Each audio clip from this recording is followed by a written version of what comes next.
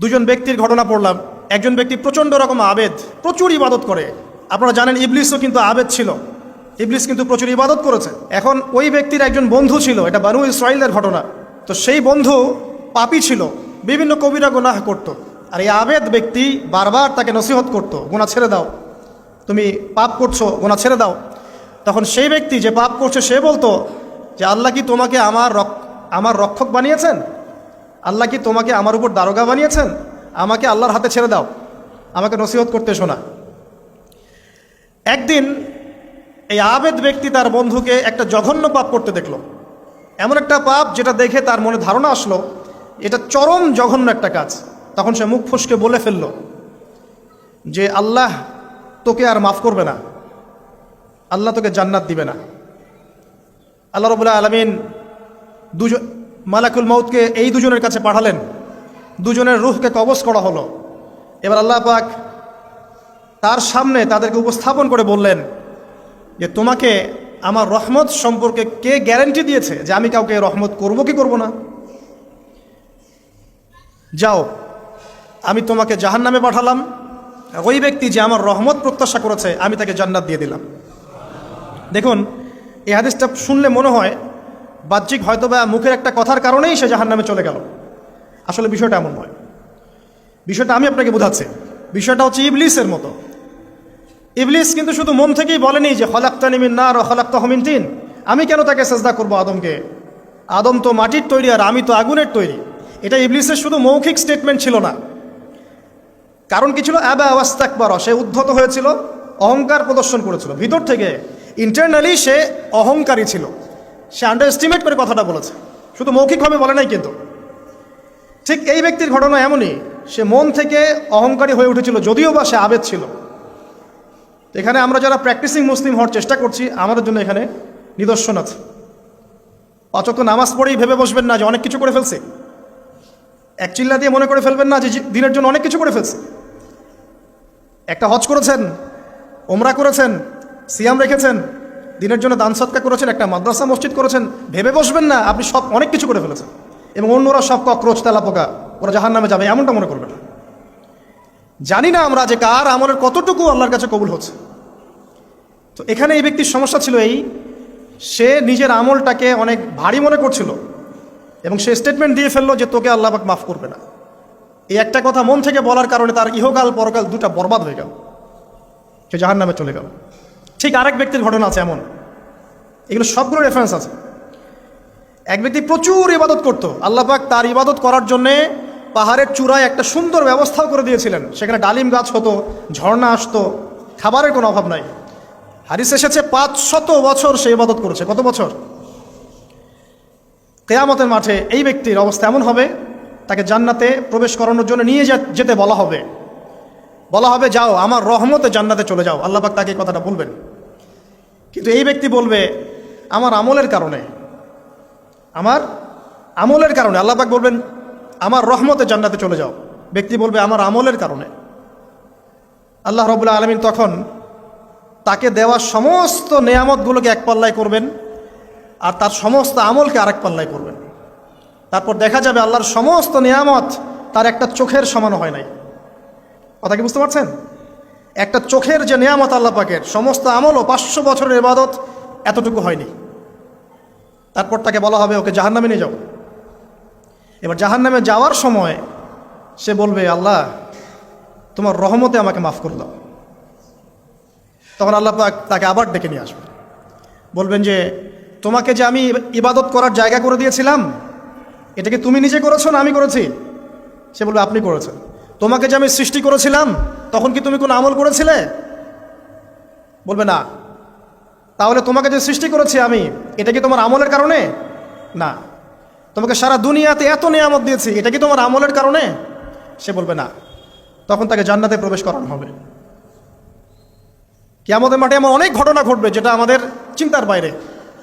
আরেকজন ব্যক্তিকে ডেকে আনা হবে, যে ব্যক্তি একটা দুটা নয় বরং 100টা খুন করেছে।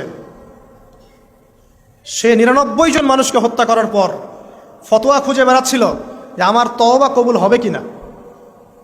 একজন আবেদের কাছে গিয়েছে। আবেদ আর আলেম কিন্তু এক জিনিস না। আবেদ মানে যে প্রচুর ইবাদত করে, তার জ্ঞান কম, সে শুধু জানে কিভাবে ইবাদত করতে হয়। আলেম হচ্ছে সে যে শরীয়তের গভীর জ্ঞান জানে, আবার ইবাদতও করে। আবার যারা জ্ঞান আছে আমল নাই, সেও কিন্তু প্রকৃত আলেম না। প্রচুর জ্ঞান আছে কিন্তু জ্ঞান অনুযায়ী আমল করে না, সেও কিন্তু প্রকৃত আলেম নন। এবার আসেন, তো এই আবেদের কাছে গিয়ে সে বলছে আমার কি ক্ষমা হবে, আমি 99টা খুন করেছি। সে বলল তোমার আবার ক্ষমা, তোমার ক্ষমা নাই। তখন এই ব্যক্তি এই আবেদকে হত্যা করে 100টা খুন পূর্ণ করলো, ওকেও সে মেরে ফেলছে। আমার ক্ষমাই হবে না তো তোর বেঁচে থাকার কি দরকার, তুইও মর। কি বুঝতে পারলেন? বর্তমান বিশ্বের উগ্র মাথার পলিটিশিয়ানদের মতো অবস্থা। আমার দেশের সমস্যা, তোর দেশ পারমাণবিক বোম্বের উড়াই দিব, মানে এরকম একটা অবস্থা। তো আল্লাহ রাব্বুল আলামিন এই ব্যক্তির মধ্যে একটা চেতনা তৈরি করলেন যে আমাকে তওবা করতে হবে। সে তখন সার্চ করতে লাগলো আরও কোনো আলেম আছে কিনা। এরপর অনেক দূরে একজন আলেমের সন্ধান পাওয়া গেল। সে সেখানে গেল, তাকে গিয়ে বলল আমার কি ক্ষমা হবে? সে আলেম তাকে বলল হ্যাঁ, তোমারও ক্ষমা হতে পারে, যাও তুমি ইস্তেগফার করো এবং এই এলাকা থেকে অন্য এলাকায় চলে যাও। মানে যে এলাকায় তুমি অনেক দিন ছিলে, যেখানে তুমি অনেক পাপ কাজ করেছো, এখানে থাকার দরকার নাই, তওবা করে তুমি অন্য কোথাও চলে যাও, নতুন একটা জীবন শুরু করো।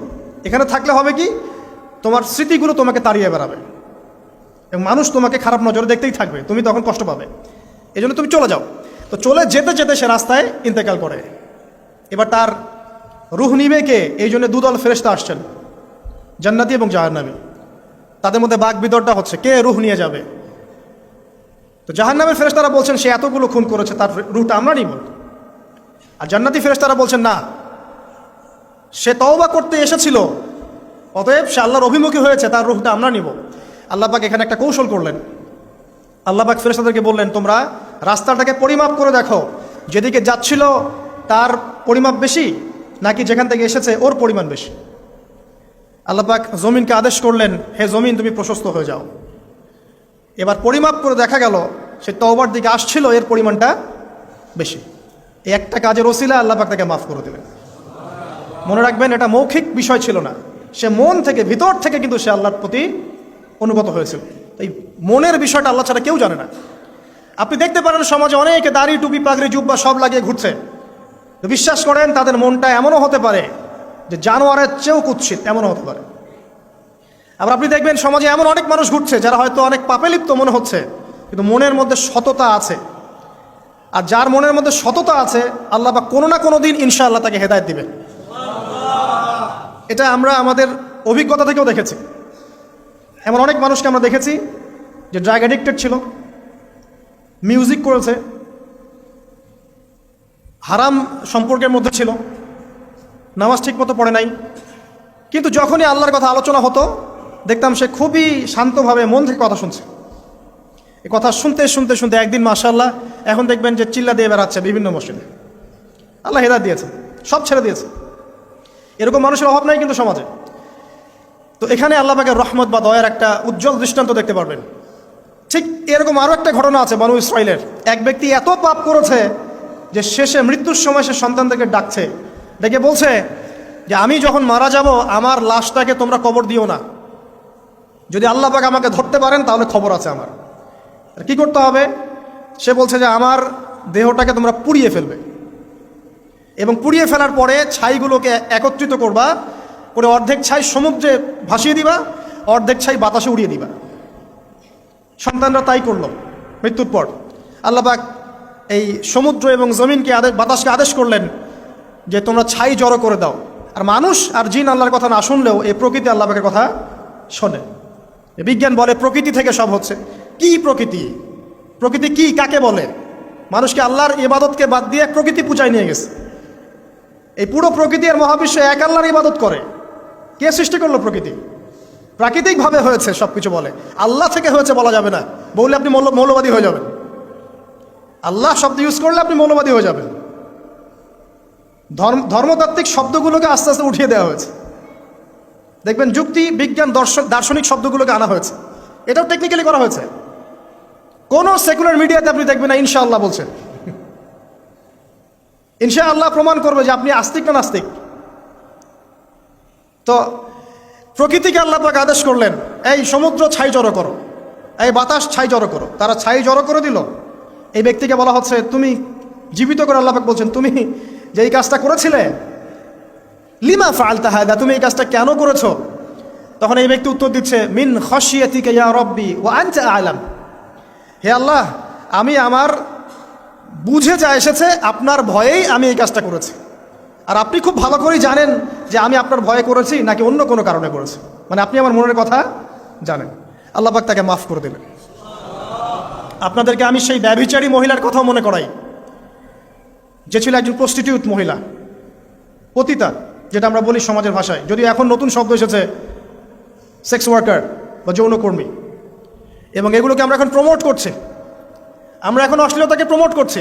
এই কথা বলতে আমাদের বুক কাঁপা উচিত নয় যে আমরা এখন অশ্লীলতাকে প্রমোট করছি। আমরা এখন কাপড় খোলার সংস্কৃতির দিকে যাচ্ছি। যে কাপড় খুলে দিয়েছিল ইবলিস, ইবলিস আমাদের বাবা মার কাপড় জান্নাতে খুলে দিয়েছিল। এটা কি জানেন?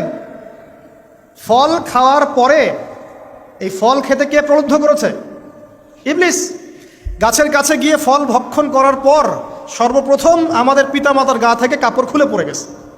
তা আমাদের পিতামাতাকে মহাবিশ্বে নগ্ন করে দিয়েছে ইবলিস, আর তার অনুসারীরা এই জমিনে আদম সন্তানদেরকে নগ্ন করছে এখন। অতএব এই যে একটা ট্রেন্ড এখন চলছে, দেখবেন হারাম রিলেশনশিপকে মিডিয়ার মধ্য দিয়ে প্রমোট করা হচ্ছে, মনে হয় একটা স্বাভাবিক বিষয়, কোনো বিষয় না এটা, যে কেউ জেনাই করতে পারে, জেনা পর্ন খুব নর্মাল। হালালভাবে যদি আপনি বিয়ে শাদী করতে যান তখন সমস্যা হচ্ছে, হালালভাবে যদি আপনি বিয়ে করতে যান তখন সমস্যা হচ্ছে। হারামভাবে আপনি যা ইচ্ছা তাই করতে পারেন, সমাজে কেউ কিছু বলছে না। এখন বলছে এগুলো স্বাধীনতা। সুবহানাল্লাহ, কোন স্বাধীনতা? স্বাধীনতা বলে কোনো শব্দ নাই মহাবিশ্বে। এই পুরো বিশ্বের সমস্ত মানুষ আল্লাহর অধীনে পরাধীন। এই বিশ্বে যত মানুষ বসবাস করছে এখন, এটা কেউই স্বাধীন নয়, না কেউ স্বাধীন ছিল, না আছে, না থাকবে। সবাই আল্লাহ পাকের দাসত্বের অধীনে পরাধীন। স্বাধীন সেই এই পৃথিবীতে যে ব্যক্তি শয়তানের তাবেদারি করে, ও নফসের তাবেদারি করে, ও তো স্বাধীন, যা ইচ্ছা তাই করতে পারে। এই যে অশ্লীলতার প্রমোটিংটা চলছে, এটাকে পারিবারিকভাবে বন্ধ করতে হবে। আল্লাহ পাক আমাদেরকে বোঝার তৌফিক দান করুন। এগুলো যত বাড়বে সমাজে মহামারী আসবে, দেখে নিয়ে মহামারী আসবে, দুর্ভিক্ষ আসবে, সমাজে এমন সব রোগ ব্যাধির জন্ম হবে যেগুলো নামও শোনে নাই মানুষ কখন, এবং সামনে ভূমিধস অপেক্ষা করছে, এগুলো আসবে। যাই হোক, ওই মহিলা, যে ব্যক্তি একজন যৌনকর্মী ছিল, বা যেটা আমরা বলি ব্যভিচারিণী মহিলা ছিল, একটা কুকুরকে দেখেছে সে পানি পান করার জন্য তৃষ্ণার্ত, সে এটাতে মায়া করে দয়া করে তার মোজাটাকে নামিয়ে এই কূপ থেকে পানি উঠিয়ে কুকুরকে পান করিয়েছে। এই একটা কাজের বদৌলতে আল্লাহ রাব্বুল আলামিন এই ব্যভিচারী মহিলাকে মাফ করে জান্নাত দিয়ে দিয়েছে। হাদিস এটাও এসেছে, নবী সাল্লাল্লাহু আলাইহি ওয়াসাল্লাম বলেছেন, ইরহামু মান ফিল আরদ, তোমরা সবাই জমিনবাসীর প্রতি রহম করো। জমিনে মুসলিমই থাকতে হবে, তাদের প্রতি রহম করতে হবে এমন নয়, জমিনবাসী যারাই আছে সবার প্রতি রহম করো, জাতি ধর্ম বর্ণ নির্বিশেষে, এমনকি পশু পাখির প্রতিও দয়া করো। ইরহামু মান ফিল আরদ, জমিনে যারা আছে সবার প্রতি রহম করো। ইয়ারহামুকুম মান ফিস সামা, যিনি আসমানে আছেন তিনি তোমাদের প্রতি রহম করবে ইনশাআল্লাহ। ইসলাম এই কথাগুলো বলেছে 1400 বছর আগে। আজকের এই বিশ্বের সোকল্ড এই মডার্ন বিশ্বে, যেখানে মানুষের রক্তের কোনো দাম নাই, সেখানে ইসলাম পশু পাখির অধিকার নিয়ে কথা বলেছে 1400 বছর আগে। কাদেরকে কি শেখাতে আসেন? কোরআন এবং সুন্নাহর বাইরে অভ্রান্ত সত্যের কোনো উৎস আছে?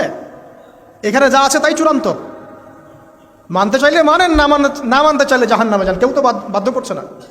লাকুম দীনুকুম ওয়ালিয়া দীন। আল্লাহ পাকের রহমত দেখেন। আরেকটা ঘটনা আছে এমন, একটা বিড়ালকে বেঁধে রেখেছিল এক মহিলা, খাবার দেয় নাই, কষ্ট দিয়েছে। একটা বিড়ালকে খাবার না দিয়ে কষ্ট দেওয়ার কারণে এই মহিলাকে আল্লাহ পাক জাহান্নামে পাঠিয়েছে। এরকম কত ঘটনা আছে, এই ঘটনাগুলো হাদিসের পাতায় বর্ণিত আছে। কোরআনে কি বলছে দেখুন।